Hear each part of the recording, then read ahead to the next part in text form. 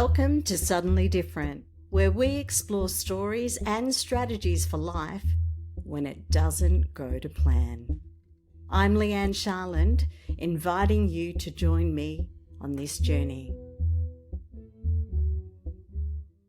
There are some people whose laughter you can hear before they enter a room, and Ailsa Page is one of them.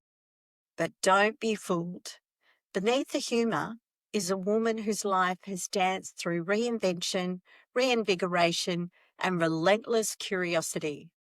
From tap dancing in orthotics and piano exams mid-pandemic, to reimagining what confidence and creativity look like after life's big detours, Ailsa has ridden the roller coaster of transformation with grace, grit, and a lot of glitter. Today on Suddenly Different, we're diving into what it means to pursue joy, not in spite of life's curveballs, but because of them. What happens when a lifelong goal lets you down? When confidence plays hide and seek? When your version 5.0 self finally taps into the dreams your version 1.0 self was too scared to claim? This is a conversation about sliding doors, sidesteps, and soul-level reboots. And, of course, it will be infused with laughter because Ailsa wouldn't have it any other way. Let's jump in. Good morning. Happy birthday. Thanks so much, Leigh-Anne. Yeah, it's really lovely to be here. Being a mad extrovert Leo, I'm delighted to be on a podcast for my birthday. Absolutely perfect. Nowhere else better to be, but maybe swimming in the ocean. Well, yes, and I've already done that today as well. There you go. So, getting into the serious part of the podcast, can you take us to a moment in your life that felt like a true, suddenly different moment, the kind that cracked something open? Yeah, look, I have been thinking a lot about that. And I mean, I think like everyone, we've all got a million moments, but there's one that I just wanted to share with people. It's one that's sort of, I don't often talk about much, but I think it's a good one that I think people might be able to relate to as well. Now, where it was, I'll take you back. It was over 20 years ago now. And I found myself in a situation which I never thought I'd be in. It was one of those, gee, I never thought this. You always imagine your life. And for me, at that point in time, sort of on my way to a divorce, was never where I thought I would be. It was just, you have fantasies, you think you know what you're going to be and what your life's going to look like. And for me, it never ever had divorce in it. So it was a pretty low time in my life.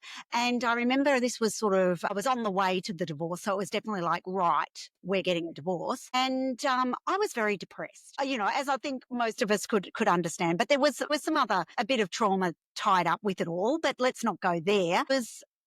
So I was very depressed. Now, most people, and for myself, I am a mad extrovert. I love people. I love being out there. And I guess I always used to like showing the sunny side, I guess, to the world. And at this particular point, look, I'll be honest, I was broken. Emotionally, I was broken. I had nothing left in the tank. And I could no longer put up the facade of everything's fine, I'm having a good time. And I remember it very clearly because at this point in time, I was asked out to go and do something, some social activity. And normally I'd be like, yeah, I'm going to do that. And at this point, I was like, no. And it was the first time I'd ever said sort of no to being social. But more than that, I actually dropped the facade. Well, it wasn't even drop. It wasn't like it was an action. It was literally like the facade just had fallen away and I didn't have the energy to put it back up again. And I do remember at this point, the person that I was going to be going out with and a dear, dear soul. And it's so amazing, isn't it, how we always look back and then go, wow, that was a dear, dear soul. And if I was in contact with them again, I would love to just thank them. But they came over because they were worried about me. They came over to my house. They knocked on the door. I was there pretty much, we can call it kind of COVID style now, but back then we hadn't had COVID. And I was, probably in my tracksuit pants. I, probably greasy, disgusting hair, no makeup. A little bit similar today, but there was no show, and for the first time, I allowed someone to see me without a smile. They really got to see who I was because I had no energy to be anything else than who I was in that moment. And for me, that was such a changing time. It was such an aha moment because I suddenly went, the world doesn't stop or collapse or break or, explode because I'm not my happy self. And I was totally accepted for who I was in that moment. So that was an aha moment for me because it actually enabled me to reject what I'd always done, which was always sort of, being the social one, always, having a group of friends. In fact, I got to sort of put a few boundaries and say, no, either you're not good for me or I just can't deal with you at the moment, whatever it is. And I actually got to put a few boundaries around. And for the first time ever, just go, I'm not feeling great and I can't carry off what I used to carry off. I understand how that feels like with the chronic fatigue that I have. There are so many times where you want to say yes, to be with everybody, to not miss out, to not let anyone down. But I think the greatest act of courage is to honor yourself and say, hey, I need some space. Mm. And it's such a loving thing. And I don't even know that they talked about boundaries back 20 odd years ago. It was not, it was, I didn't know what they were. So, to know to put something in, goodness. And I think for me, it was I used to use the energy to kind of pep myself up to be this person. And because I was so scared that if there was the other side, it's almost like the opposite side. I just didn't know what would happen if people saw that side. And what I did see is, that one, it was okay, but two, just the relief of not having to put on a front, just to actually really be with who you were, even though I didn't really necessarily like how I was, but it was who I was. And I'd been, like many of us, we get hit by life and where, we just can't rise like we normally would do.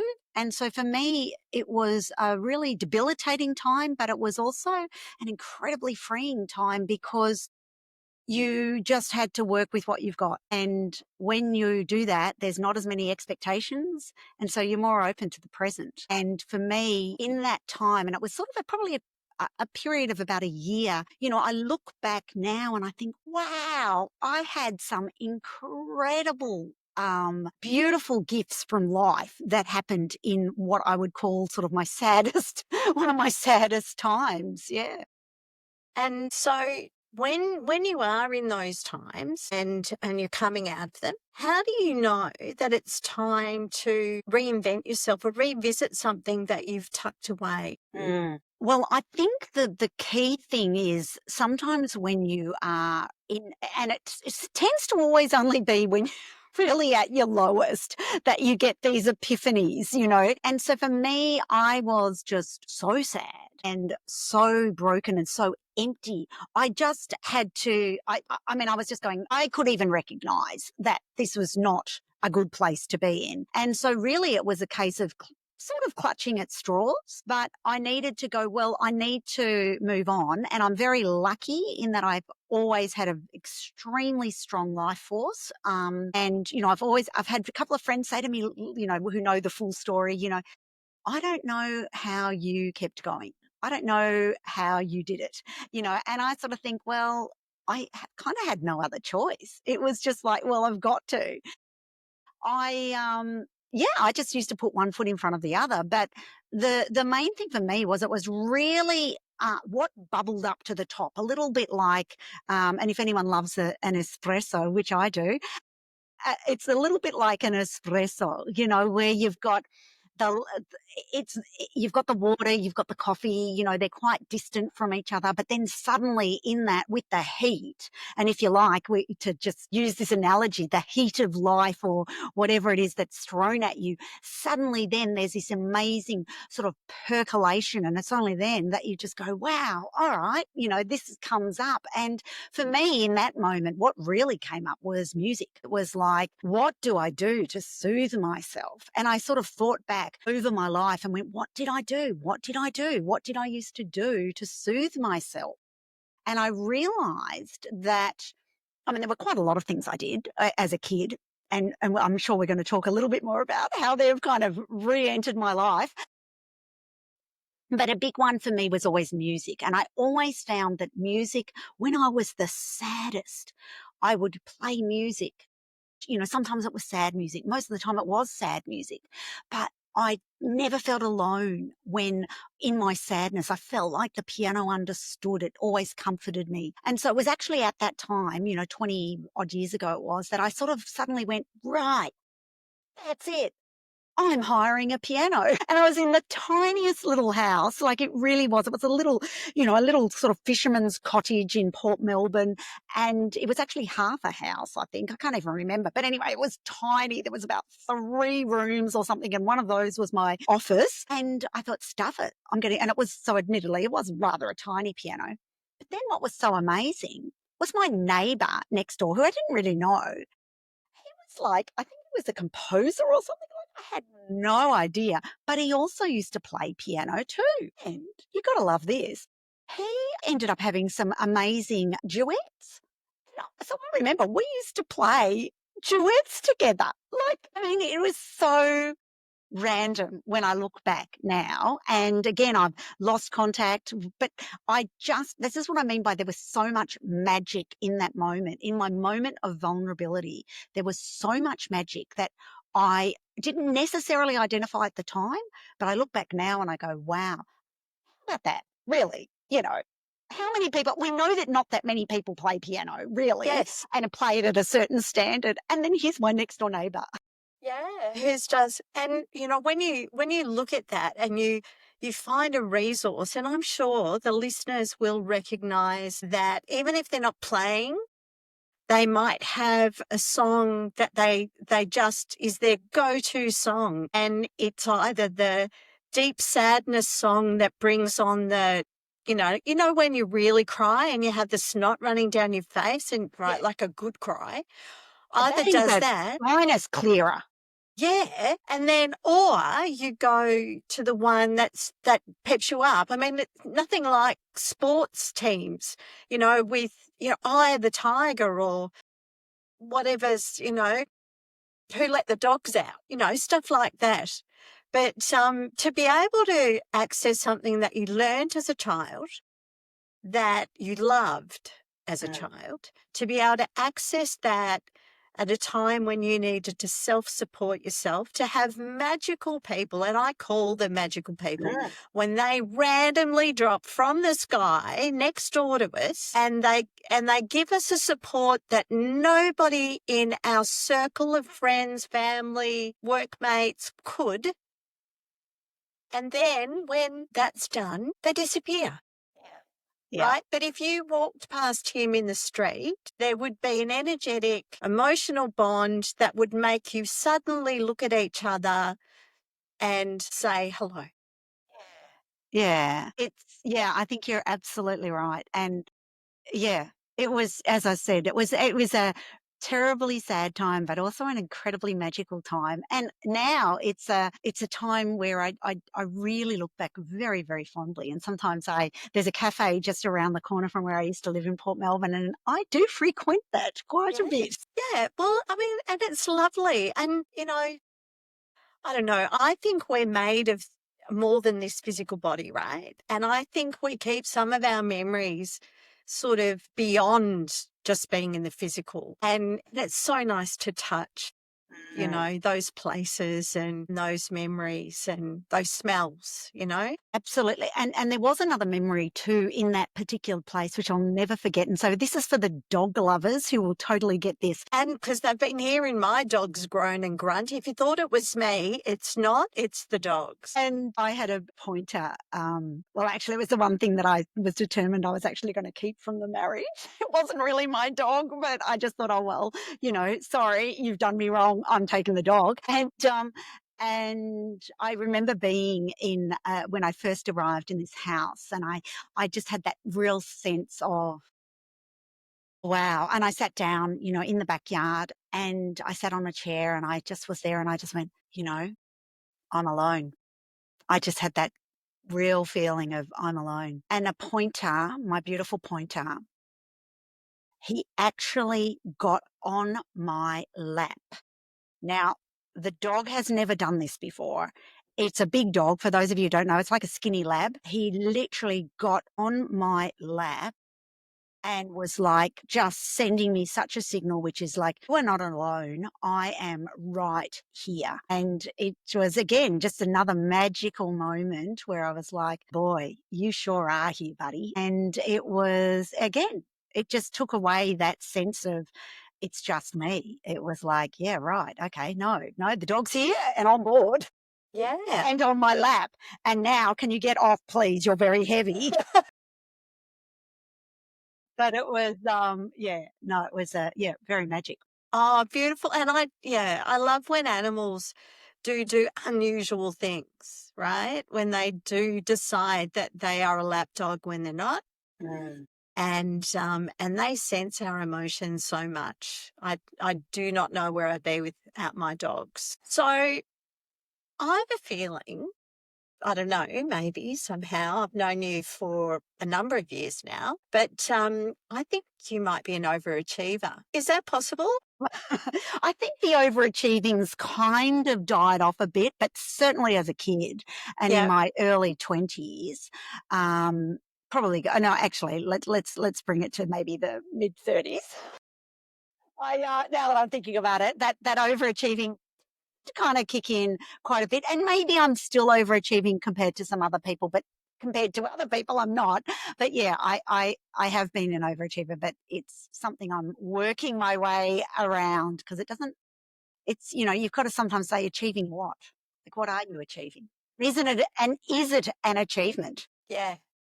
Well, and sometimes when we're very young, overachieving is hiding our confidence, our lack of confidence. And so we are trying to be. And as you described with that period of time after your marriage broke down, is, that sadness when you allowed yourself to not be the overachiever anymore, to accept that change had happened.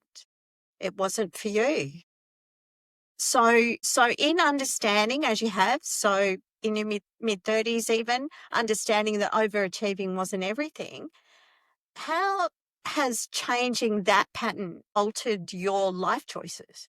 Well, I'm going to actually say that it's been a really hard lesson to learn. And don't think I don't think I learned it all at that same time. No. So I think I Okay. had different learning I think I had different learning when I sort of post divorce, if you like, or Yeah. around the divorce Yeah. stage. I think I've probably learned this one during COVID, I think. Right.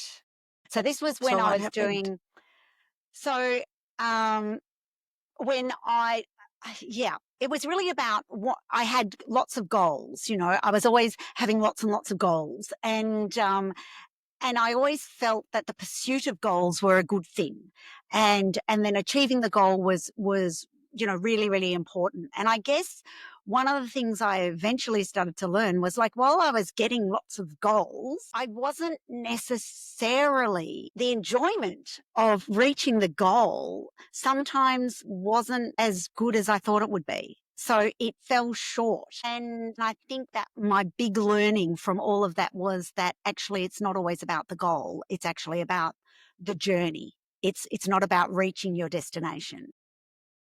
I've had a couple of weird moments where I sort of achieved a life goal and it just didn't really work. One of them, and this has only just come up, I haven't thought about this for ages, but I, I used to do, like, amateur theatre, like most of us crazy Leos do, and I was in a show, and it was of a theatre company that was actually quite renowned for amateur theatre, and in fact, my parents used to subscribe, and, and so it was like, "Ooh, well, if they're subscribing to that theatre, it must be pretty good." Anyway, so I was really excited that I got accepted into this role of this play, and partly, and I know we've sort of touched a little bit on tap dancing, but partly was because I'd taken up tap dancing as an adult, and this show was actually called Stepping Out, so it was about a tap. A tap class. And if any of you haven't seen it, go and see it. It's great. But I ended up getting, if you like, the lead role. Now, that was not because I was the best actress. Let's just be really honest about that. It's because I was probably the best tapper. And, that wasn't, again, that wasn't such a great milestone either, because I don't think that anyone was really that fabulous at tapping. So, but for me, it was still like, wow, because I'd always wanted the lead. I'd always wanted a lead in a play. And I used to always get the comedy role, but I always wanted the straight, serious lead, and I remember anyway, I was doing that, and I had, like, I had to do dancing, and I had to sort of learn a lot of dialogue. And I was in this particular cast, there were some actual professional actors, and I'm thinking, Lordy me, and they were doing fabulous, and I was a bit average. And I remember just feeling really overwhelmed and not having a really good time. And I remember speaking to the director about this, and I said, "I'm pretty rubbish, aren't I?" I said, "I'm really struggling at this." And I always remember that he was so honest, and I knew that was another sort of, sliding doors moment, because if he wasn't honest with me, I would have walked. But the fact that he said, "Yeah, yeah, you are struggling a bit."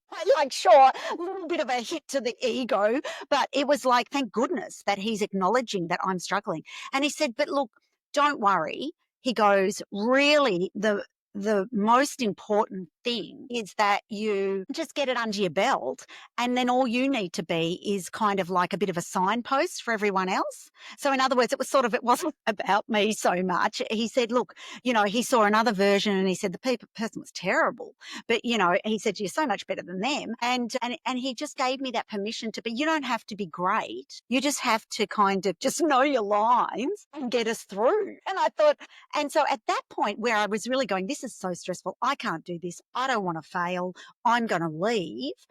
At that point, with his absolute honesty, and with my vulnerability, I guess, at that point, declaring I'm struggling, and him going, "Yes, you are, and I can see it," I then continued on. And we did the show, and the show was a huge success. And this is the other part, is that we got standing ovations every single night that we did. And that, again, in that sort of acting space, that should be nirvana. That should be it.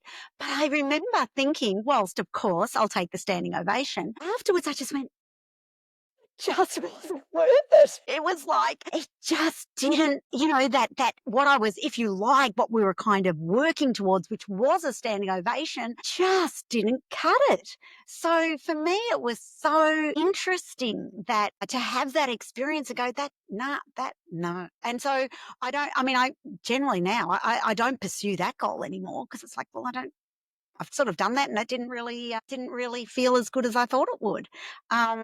And I know that, I mean, there's so much in what you've just shared, in that being brave enough to have the conversation about your worries, right? So, or your concerns about something that you're trying to do with a mentor or a teacher or whoever it is that you're doing it with. Because so many times we just actually go self-rating, it matters too much, I'm too shit, whatever, and we leave. And often we leave in such a way that we're ghosting the people. Like, we really let people down because we've made up a story in our head that is insurpassable or embarrassing or whatever. Whereas you, by taking that, going to the director, having a conversation, realizing that, here's my role. And, yes, we're here to entertain people. It's a group. We're in a team. It's not about any one person.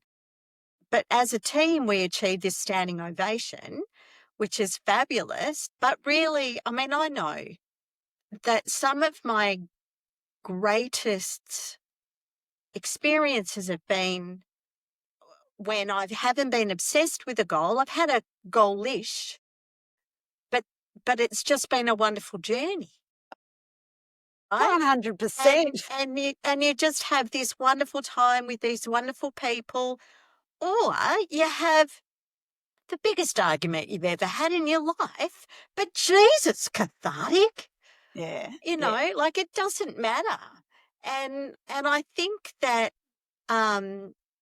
now going for the joy, you know, getting on the Harley and having a good ride is far more important than getting to the Bendigo Bakery, you know? Absolutely. And it's interesting with music because music, and particularly classical music, which is sort of what I was brought up in, it means that there's a right way and a wrong way. And and it's all about making mistakes. Like you don't want to make mistakes.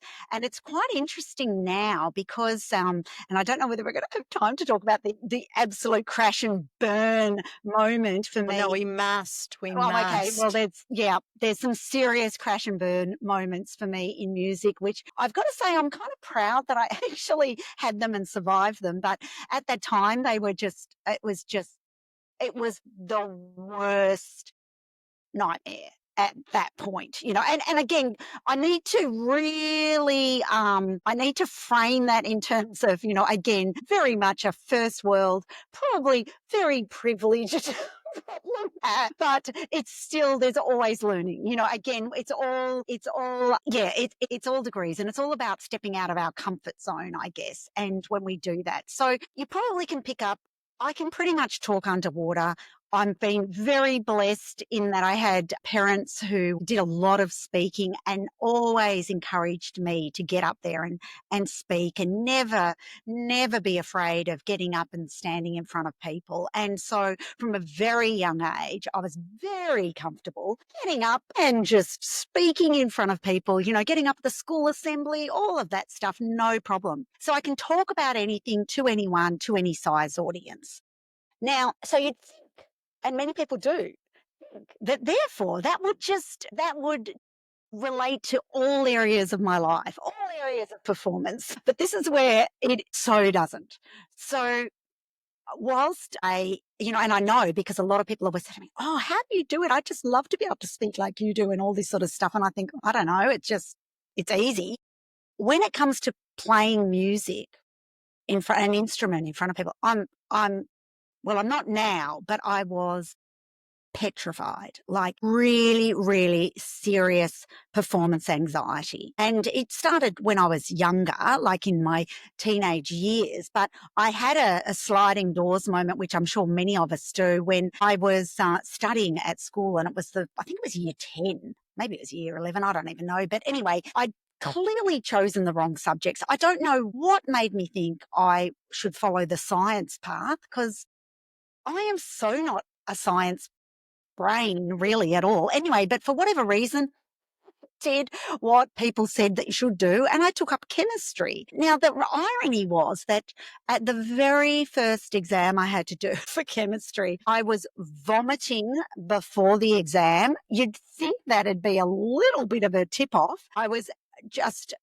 I'd never been like this before an exam. Anyway, and it was the first exam I'd ever failed. So I'm so pleased with myself that I actually took note of that and said, maybe chemistry is not for you. Took a really huge leap and just went, well, if I drop chemistry, what in heaven's name can I pick up? And the only thing that was on offer was music. And luckily I'd done music, and I thought, okay, what the hell? I'm going to do music. So it's interesting again. So that threw me back into music in my late teens, I guess. Anyway, the point was I did have to do a lot of performance because it just so happened that, yeah, for the VCE or HSC or whatever it was back then, you had to perform. So I was thrown as a younger person into performance, which is, whilst it's bad, for whatever reason, we can do it so much better when we're younger. But I did do things like going to Stanford's and I'd be just petrified and I'd be so nervous. I'd end up playing things really, really fast and just crazy stuff. But anyway, but I sort of survived that. And that was a really great thing. And I ended up, going and doing first year at the Melbourne Conservatorium, which was great. So obviously that was all good. Then I stopped. And that was one of the sort of, again, but I didn't feel like I'd reached my end goal with this. I always wanted to get to, in my mind, back then it was your aim A, which for me was like, it's the end. That's nirvana. And I never reached it. And I was always like, no. So when I was a crazy, well, yeah, this was probably my 40s now. Again, for many reasons, I came back to music because it's like, no, there's this big hole in my heart when I don't do music. And I love classical music. And unfortunately, classical music, as you get higher up the grades, it's a little bit like being an elite athlete. You have to train all the time. And so, it takes up a lot of time. Anyway, so I was doing this new exam that was called Certificate of Performance, which was just before AMSA. And I thought, yeah, I can do this. So obviously I had to perform. Now, I had a few little problems with performing, but I had no idea how much. So my beautiful teacher enrolled me to play at this Western Music Society. It was like this night, and there was a beautiful grand piano in this gorgeous church and everything. And because it also had like lots of younger people playing as well. So one, I felt like grandma. Second, I'm like there watching these little child prodigies before me, like, and I was second last or something on the list. So you can just imagine my anxiety. I did absolutely slosh so many essential oils over me that I really was smelling like a lavender farm, but I don't think it cut it. So anyway, I knew I was coming up. I was so stressed. I'd been watching these brilliant, fabulous, young, excellent musicians, and I was just going, oh my goodness, and here comes Nana coming up, and I was, so I went up knowing that nearly everyone would know what I was going to, like they knew the music, so they would absolutely see if I made a mistake. For whatever reason, my hands were shaking so much. It was just crazy. And suddenly it's like my vision goes. So not only am my hands shaking, I can hardly read the music. So I am there. I now have to perform. I'm in front of all these young little things. All I wanted to do was race out of there crying, just going, I can't do this. But something kicked in me and just said, that would be a really bad role model. These little young ones. And I thought, I just can't be that person.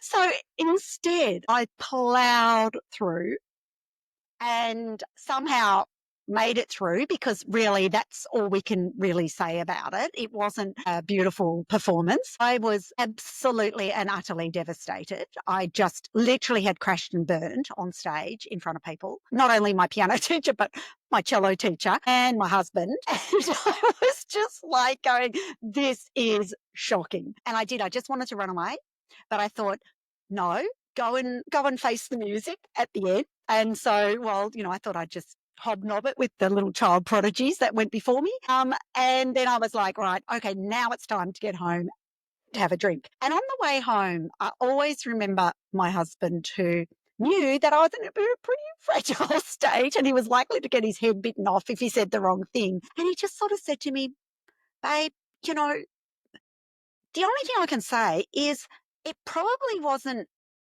you probably didn't allow long enough to prepare, like on the way to the gig sort of thing. And that's the big learning for me, was I hadn't prepared. I never even took into consideration my my performance anxiety. And how do we even set up to perform when you've got performance anxiety? I'd never even thought that that was something I needed to do, because when it comes to speaking, I just get up. I mean, of course I prepare what I speak or whatever, but it just happens. Whereas it was sort of like, what? Prepare. But that was one of the biggest lessons I learned. And through that, I then went and found an online course from some amazing musician from Juilliard who's actually, has prepared this whole course for people who have performance anxiety. So one, I found out, what? It's not just me. There's like huge, fabulous musicians all around the world are also terrified of performing. So it was incredible to learn to go through and how to do it better. It's really this. So now I can play in a band. I can do a lot more, from just having that absolute crash and burn moment. Without that humiliation, I don't think I would have taken action or seen, hang on a tick, you didn't prepare, idiot. Well, yeah, and sometimes, especially if we're good in one field, right? Like really expert in one field, we just expect that same feeling, that same mindset applies to another area, and it doesn't always. So just because you are confident in one, you may not be confident in another. But I love the lesson from that though, the converse. You're not confident in something doesn't mean you can't be confident in something, right? So, and it is about exploring, what do you need? Do you need to know that you're not alone, that everybody else is feeling the same way? And there are tactics that you can use and create yourself to be able to move on, which makes me think about what you did during the during the COVID lockdown period. I so resonate. My goal was to go to the conservatorium. I was a singer, but I had terrible stage anxiety. So I would develop throat infections before getting up to sing. And so I could rehearse and rehearse and rehearse, but get me in front of people, that stage anxiety would come in, and it was all I wanted to do. Yeah. Um, I actually only about 5 years ago, I got to sing at an MND fundraiser in the front of a friend's reuniting band from our youths, and I got to sing "Walking on Sunshine," and it was so much fun. And I didn't care what anybody thought. I'd got to the point where I'm not trying to be perfect. I am who I am, and good on me for being here. That is exactly it. And when you get to that point, and sometimes it's easy and sometimes it's hard. So for me with piano, it's so tied up with my ego that, like that, because it took me such a long time to even realize that I actually had a gift there. I just didn't see it. And so I missed out on lots of opportunities because I just didn't have the confidence, like I remember when I got an outstanding mark in my VCE or HSC, to the point, and this is really serious. And part of me as an adult now, when I look back at that 18-year-old, and I part of me wants to just weep for the lack of confidence that was there, because I remember when I got my results, and back then it was the old school of let's open up the envelope, and I saw the results, and I said to Dad, Dad, they've made a mistake. What do I do? Who do I ring? Who do I tell they've made a mistake? And I'm, it's ridiculous now that I'm thinking about this, but I really believe that they've made a mistake on my mark, because I got an A, and it was unheard of for pianists to get an A unless you were, like one of those prodigies that I had to play in front of later. And I really did. I said to Dad, they've made a mistake. And I really believed it. And because I just did not know that was the level that I was able to play, or that was my musicality. And so there's a real sadness in that, because even though I got the mark, even though I got into the con, I still didn't believe it. And so it was only sort of after, in fact, now here we go. talk about tying it all back potentially to that time in when I was at post-divorce and getting the piano, when I'd rented the piano, I found a tape recording of me playing at VCE. So it wasn't sort of the next level, but it was at least at the VCE level. And I put the tape on and I cried. I absolutely howled because it was in that moment that I went, oh, wow. Because I was listening to it and I'm just going, this sounds like a recording, and I just couldn't believe that that was me. And yeah, and I think in that moment, there was just such sadness for the underconfident girl who just had no idea. And so I think it's been interesting to kind of keep tapping back into music, but and trying to make it work without that hurt and sort of disappointment from letting something go. So yeah. So now, where was I coming to with that? I don't know. I'll throw back to you, Leigh-Anne, and you might be able to get me back on track. All I know is there is something really, really special about you that you do regularly, which is you perform for the elderly in different homes around Victoria. And honestly, every time I hear you talk about those people, it brings a tear to my eye because your talent, your love, your openness, your extrovertism, everything about you, your willingness to be with the people and play for the people is so amazing. I know that during the COVID period that you went through another example of testing yourself, testing your brilliance, and you put everything in your way to make that happen. But I really, really think that the brilliance of some of the stories that you've told me about helping, playing with some elderly person who has dementia and the only thing they can remember is their music, or, having, promising to bring your tap shoes or whatever it is that you're going to do, even though you're half crippled and you have to wear orthotics in them. Like, I really think that comes back to the joy we share. And I'm so glad that you're able to share the joy of listening to your own cassette.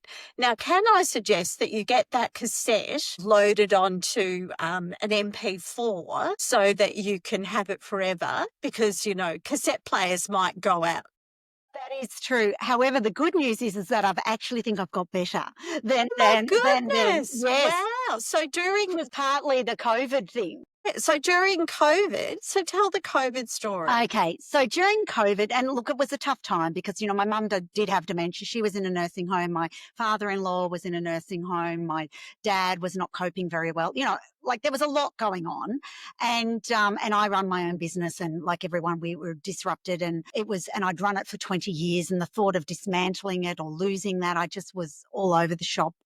Look, like everyone, we all had our struggles. And again, I sort of looked at, well, what could I do? And I had been working towards this final exam, the AIMSA, which again, it was like I just had it as this is where I have to go. Some people go, it's a New York marathon or whatever. And it had been a goal from when I was a child, and I thought it was noble to continue and to pursue a goal from when you were young. It was like, no, that's showing perseverance and all of this stuff. Anyway, cut a really long story short, because as we know, it was a pretty long time during COVID. But anyway, they were offering, the ability to do these exams. So I thought, okay, I can do this. So we were doing video, I was doing video lessons with my teacher. I was sort of partly on my way to this exam anyway, but I decided, look, no, I'm just going to go full bore. So here I was doing about 2 hours practice a day. And I got to the point, and I think it was in 2021. So I've done 1 year of it and then the second year. And I was really at the point of, I've just got to get this. I've just got to get it done because it was starting to drive me crazy. Anyway, what I ended up doing was they were doing so nuts. So when I think about it now, they were doing these exams, right, via video. Now, let's just put it in perspective. I am doing a 35-minute performance and it had to be videotaped, and then uploaded and sent through. Anyway, okay. So I got to the point where I thought, you know what? It's just got to be done. I think I can pass. Let's see how we go. And then every time I'd go to do a performance, so I'd have to get my teacher over. She was doing the page turning. So she's there in a mask. And oh, look, the whole thing was just nuts when I think about it. I've got my phone on the iPod. I have to go and check the iPod first. And then talk about not preparing for a concert because, here I am worrying about the technology. So then I'd do it, we'd do 35 minutes, there it is. I'd go check the video and it'd be like, the video's run out or something went wrong or the battery went or something. I don't even know. And then we'd go, okay, have you got it in you to do it again? All right, let's go again. And then there might be another problem. So sometimes I ended up doing it like 3 times. And then, and eventually I just did it the best I could do. And I think it was like 3 times because I didn't realize I needed a certain amount of space on my phone. I don't even know. It doesn't even really matter. Someone probably called me during the recording. It was just insane. Anyway, so the thing was, I just went, I've done it. I've sent it off. There it is. And I was waiting for the results. And I was, proud of myself because I'd pursued all this and, I'd told my dad and dad was really on board. Everyone was on board. Everyone knew it. I mean, most of the time people said to me, why are you doing it? Why are you putting yourself through this? Here my body is so tense from all the stress I'm putting myself under. And I just said, because it's a childhood dream. I've always wanted to do this. I see this as the end point. And they're going, yeah, but are you going to teach? Like, what are you, and I go, no, I'm never teaching. And they're going, so why are you doing it? And I'm going, because, and I just kept bringing out this same thing, because it's a childhood dream and I've always wanted to do it. And well, I failed, didn't I? I didn't pass. I shouldn't say I failed. I didn't pass. Now, part of me was like, what? Believe that I didn't pass. I mean, I could, but I was absolutely shattered, like inconsolable because I just went, how, when I have put in so much effort, how can I not pass? And part of me is like, if you could go through that, submit a video, I just think, they should have at least given you a pass just on your ability to do technology. But I failed and I was just so devastated. And I had to really reframe this because I was really struggling. And luckily, one muso friend just goes, well, why did you want, again said to me, well, why did you want it? And I said, well, because, it's AMEB and it's their final thing. And he's going, but who are they? And I go, well, they're kind of like, the Australian Music Board. And he's going, yeah, but who are they? And I said, oh, well, they're made up of lots of, classical people. And he's going, well, do you actually care what they think? And I go, that is a really good question. And I said, no, I don't think I do. Because I'd taken recordings of my playing all the way through. And I'd even, to my friend Nico, his mum, they, just as part of COVID, I said, yeah, have a look at this, And they were just blown away and so moved by the music. They just said to me, but you're fantastic. Well, who cares what these people think?